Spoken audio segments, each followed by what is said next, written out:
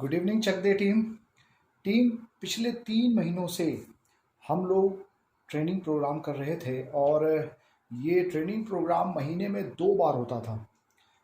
एक training programme हमारा ये होता था कि हम एरिया मैनेजर्स, सेल्स ऑफिसर और एसआर्स को प्रोडक्ट ट्रेनिंग देते थे और उससे रिलेटेड हम क्वेश्चंस पुट करते थे और ये महीने में 2 बार हो रहा था।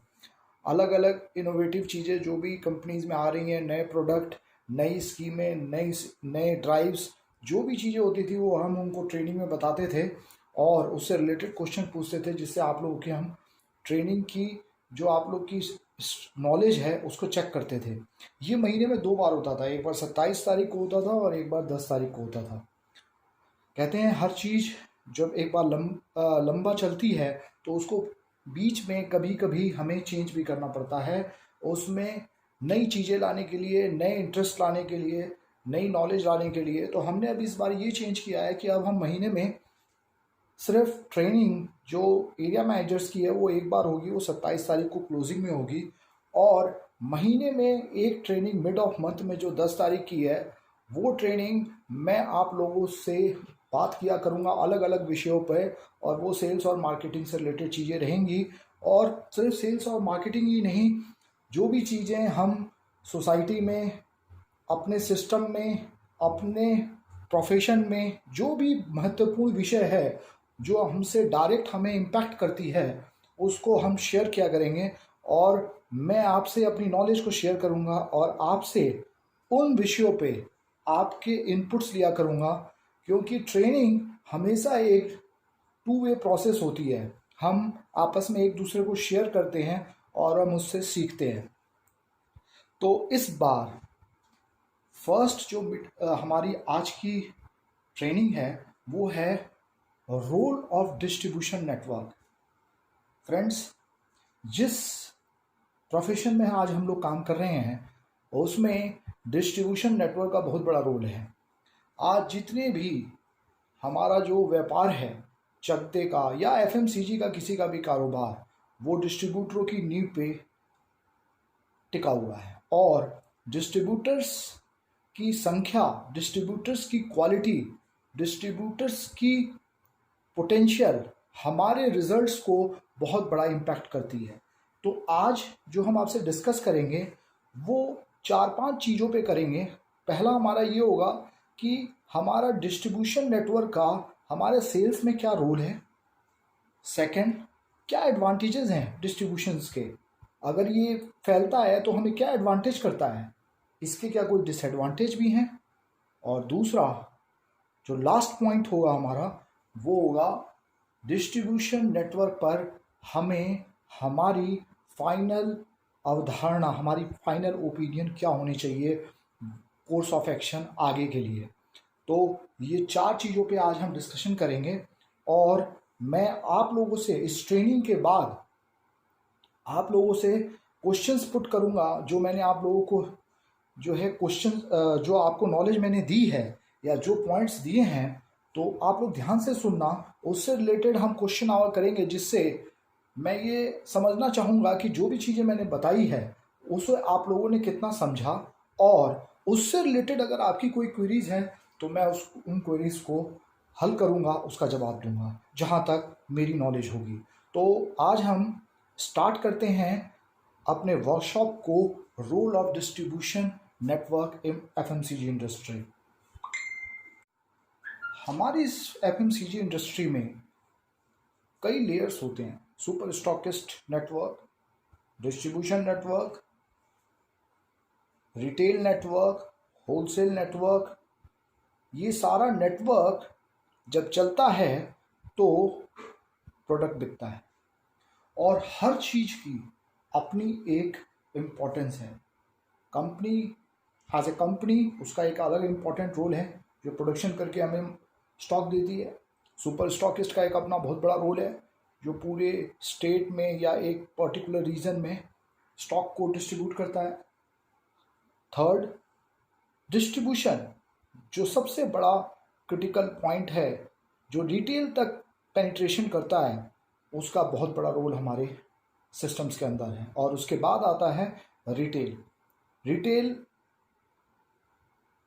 रिटेल कस्टमर पे जो हमारा स्टॉक जाता है उससे डायरेक्ट कस्टमर पे हमारा स्टॉक जाता है, तो वो एक बहुत बड़ा पार्ट है।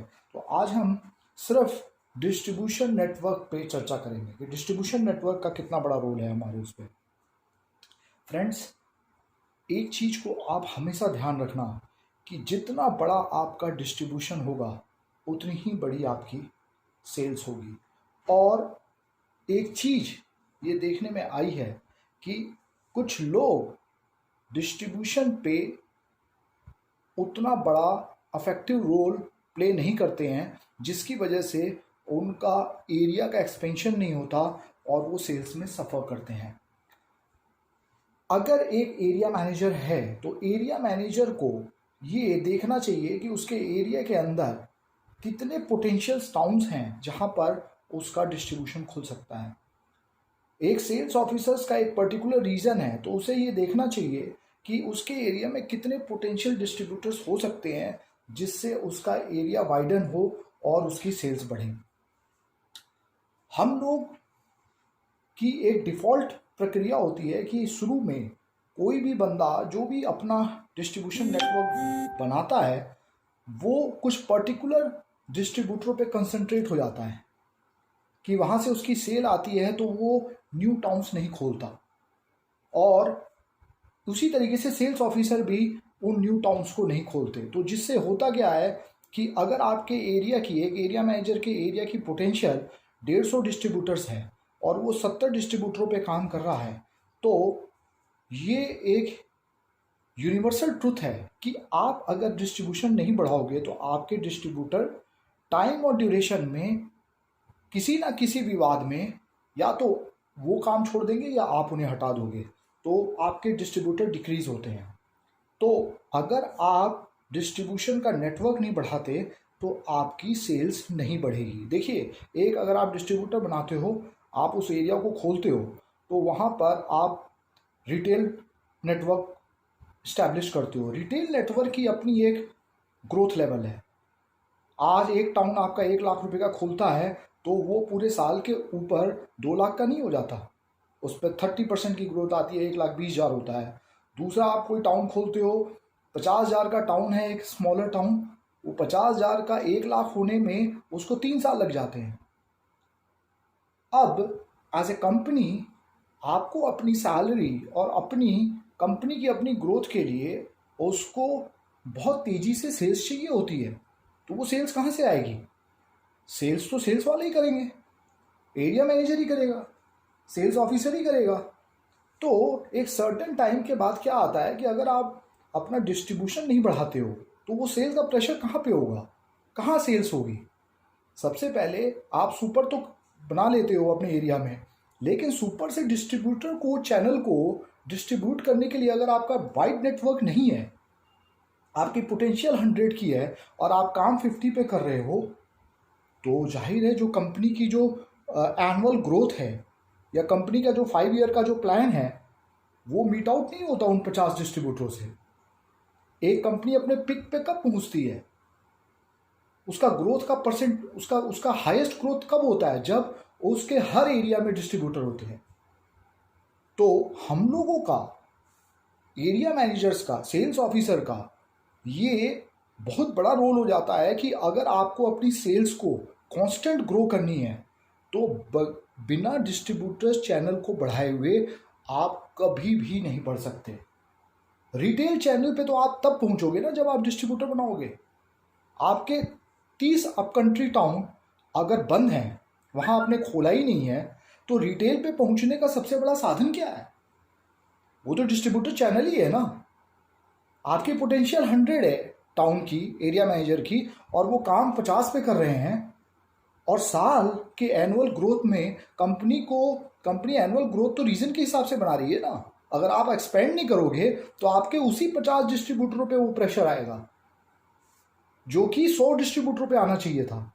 तो ये आपका बहुत बड़ा रोल हो जाता है। अगर आपको अपने प्रेशर्स को रिलीज करने हैं तो आपको एक्सपेंशन करना पड़ेगा। अगर आप एक्सपेंशन नहीं करोगे तो at the end of the day आप प्रेशर में आओगे। इसी वजह से हम लोगों ने इस साल का भी प्लान किया, हमने पिछली साल भी प्लान किया था, और हमने काफ़ी हद तक उन डिस्ट्रीब्यूटर्स नेटवर्क पर हम पहुंच सके थे। तो हर सेल्स का बंदा, एक सेल्स ऑफिसर अगर एक पर्टिकुलर 4 डिस्ट्रिक्ट देख रहा है तो उसको अपने 4 डिस्ट्रिक्ट में जितने भी डिस्ट्रीब्यूटर खोलने चाहिए और उसको वो प्लान करना चाहिए। मैं ये नहीं कहता कि सारे डिस्ट्रीब्यूटर 1 महीने में खुलेंगे। अगर आपकी पोटेंशियल 50 है, 30 है एक सेल्स ऑफिसर की, और वो 10 पे काम कर रहा है, तो उसको इस साल 10 डिस्ट्रीब्यूटर और बढ़ाने की प्लानिंग करनी पड़ेगी, और प्लानिंग ही नहीं, उसको इम्प्लीमेंट भी करना पड़ेगा जी। और उसी तरीके से एरिया मैनेजर, अगर वो पूरे एक स्टेट को देख रहा है या हाफ ऑफ स्टेट को देख रहा है, तो उसके जितने सुपर्स के नीचे जितने भी पोटेंशियल डिस्ट्रीब्यूटर्स होने चाहिए, उसको पूरे साल की प्लानिंग करनी पड़ेगी। नहीं तो आप प्रेजेंट नेटवर्क पे जो आप काम कर रहे हो जितने डिस्ट्रीब्यूटर्स के, उसकी अपनी लिमिटेशंस हैं।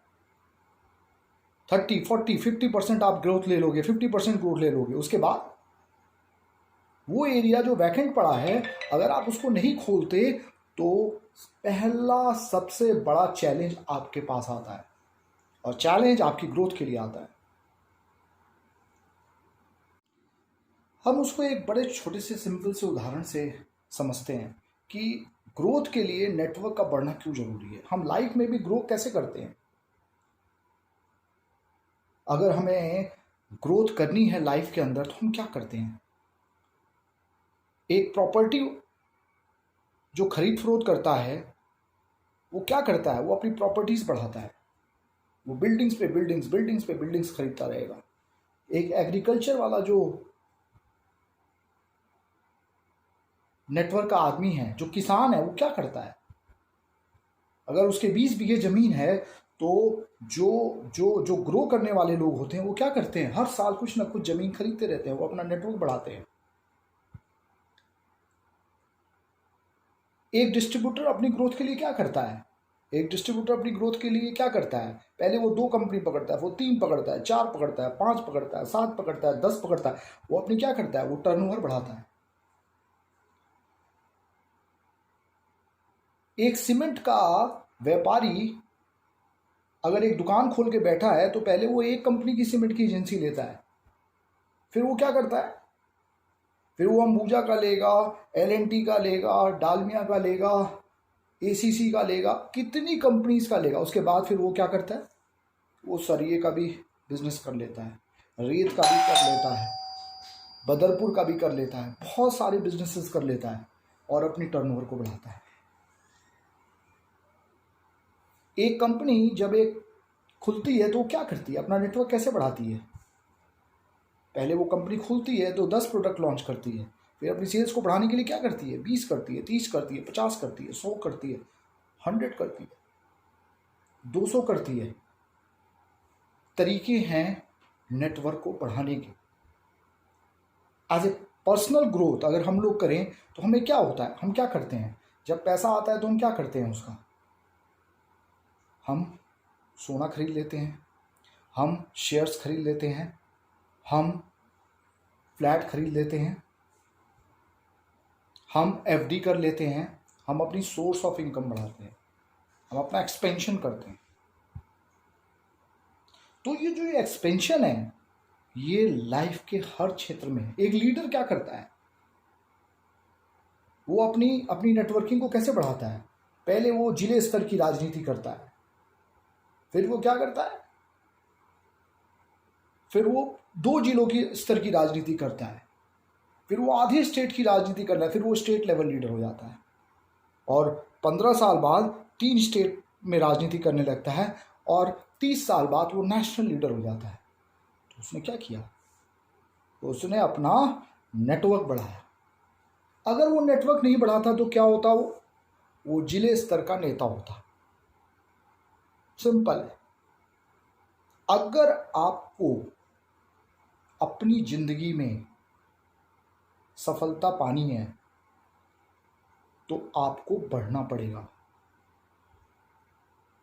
ये आप अपनी लाइफ में भी करते हो। एक एसआर कब ऐसो बनता है, जब वो एक पर्टिकुलर रीजन से वो 4 रीजन में इंटरेस्ट लेने लगता है, और कंपनी उसको आगे प्रमोट करती है।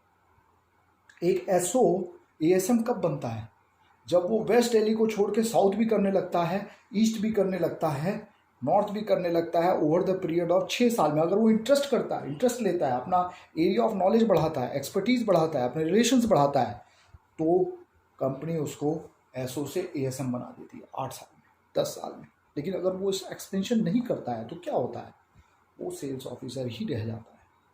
आपने अपनी ज़िंदगियों में देखा होगा कि 50-50, 60-60 साल के एसआर ही रह गए। क्यों? क्योंकि उन्होंने एक्सपेंशन नहीं किया। एसओ ही रह गया। क्यों? क्योंकि एसआर से उसने एसओ तक तो एक्सपेंशन किया, उसके बाद नहीं किया, तो वो 50 साल बाद भी एसओ ही है। एरिया मैनेजर एक लेवल के बाद स्टेट से बाहर ही नहीं निकले, तो उन्होंने अपना एक्सपेंशन नहीं किया। उन्होंने 10 स्टेटों में जाने की, 15 स्टेटों में जाने की अपनी जिज्ञासा को ऊपर नहीं किया या उस लेवल पे एफर्ट नहीं किया, तो वो ऐसे में ही रिटायर हो गए। सेम उसी तरीके से हर लेवल पे अगर आप अपना एक्सपेंशन नहीं करते हो तो एक समय आता है आप वहीं के वहीं रह जाते हो। तो इसी तरीके से डिस्ट्रीब्यूशन नेटवर्क, अगर आप डिस्ट्रीब्यूशन नेटवर्क नहीं बढ़ाओगे तो आने वाले टाइम में आपकी खुद की भी ग्रोथ नहीं होने वाली। क्या फ़ायदे हैं और डिस्ट्रीब्यूशन नेटवर्क बढ़ाने के? अगर आप डिस्ट्रीब्यूशन नेटवर्क बढ़ाते हो तो कंपनी की नज़र में आपकी जो पोजीशन है वो बढ़ती है। जिस भी बंदे का ऑब्वियस है ज़्यादा नेटवर्क होगा, कंपनी उस बंदे को अपना पोटेंशियल एसेट्स मानती है। जिस बंदे का नेटवर्क ही नहीं होगा उसको आप क्या, उसकी आपकी प्रायोरिटीज़ में वो कहाँ बैठेगा? अगर आज एक एरिया मैनेजर 200 डिस्ट्रीब्यूटर, 300 डिस्ट्रीब्यूटर देख रहा है और टर्नओवर ज़्यादा दे रहा है तो प्रायोरिटीज़ में ज़्यादा होगा हमारे। और एक एरिया मैनेजर ऐसा है जो 15 लाख का काम करता है और 70 डिस्ट्रीब्यूटर देख रहा है, तो वो हमेशा खतरे की घंटी में है। तो नेटवर्क का उसी तरीके से रोल है, सेल्स ऑफिसर का भी उसी तरीके से रोल है। एरिया मैनेजर उसी सेल्स ऑफिसर को पूछेगा या कंपनी भी उसी सेल्स ऑफिसर को आने वाले टाइम में तरक्की देगी जो एक बहुत बड़ा नेटवर्क अपने एक रीजन के अंदर क्रिएट करके चला रहा है। दूसरा फायदा क्या है?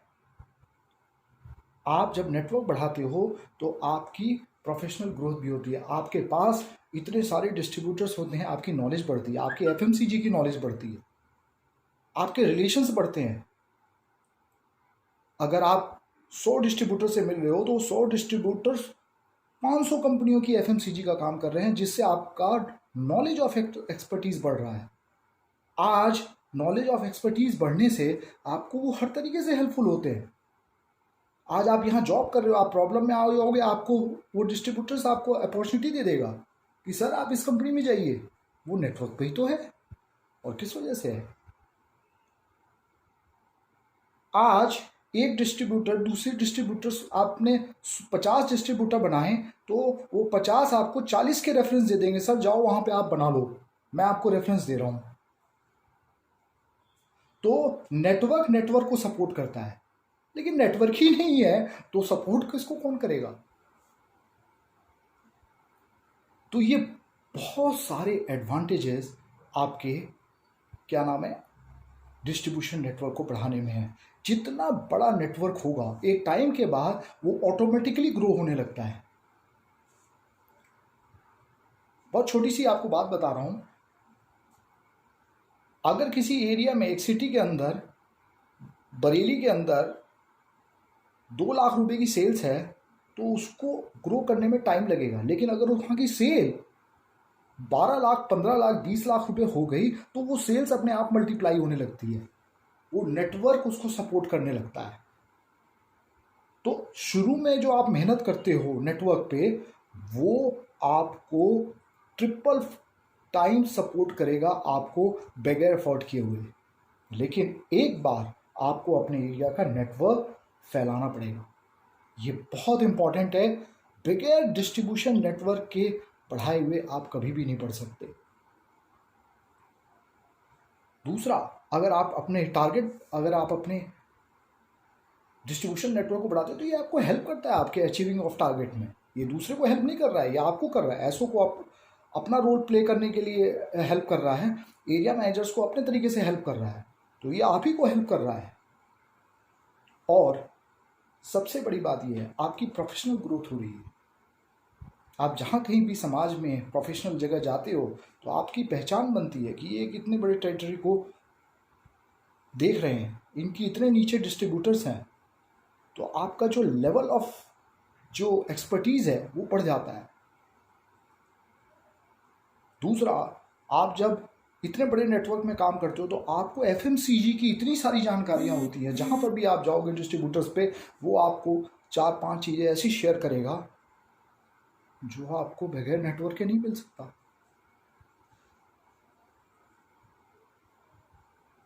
तो फ्रेंड्स,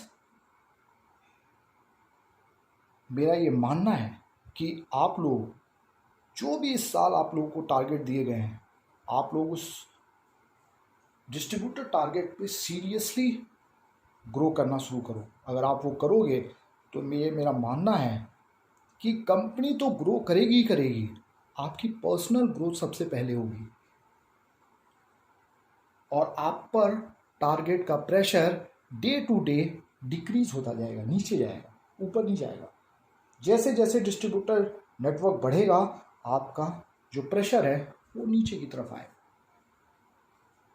तो सबसे पहला बेनिफिट आपको होता है।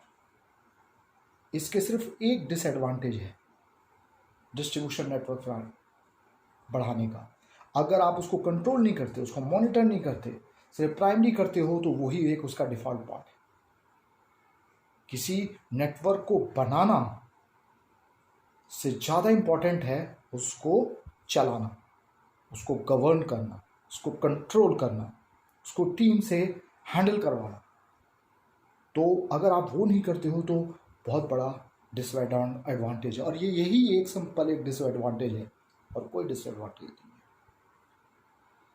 तो फाइनल कंक्लूजन फ्रेंड्स ये है कि आज हम लोग इस साल के जो 9 महीने हैं, इसमें ये जिसको भी सभी एरिया मैनेजर्स और सेल्स ऑफिसर्स को डिस्ट्रीब्यूटर टारगेट दिए हैं, इसकी सीरियसनेस को समझें।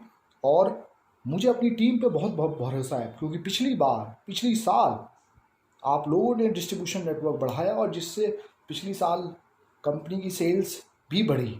और मेरा इस बार भी मानना है कि इस बार अगर आप लोगों ने इस साल के डिस्ट्रीब्यूशन नेटवर्क को, जो ईयर का आपको दिया गया, अगर आप उसको मंथ टू मंथ फॉलो करते हो तो आप अपने अपने एरिया के लीडर होंगे। ये मेरा मानना है। Thank you.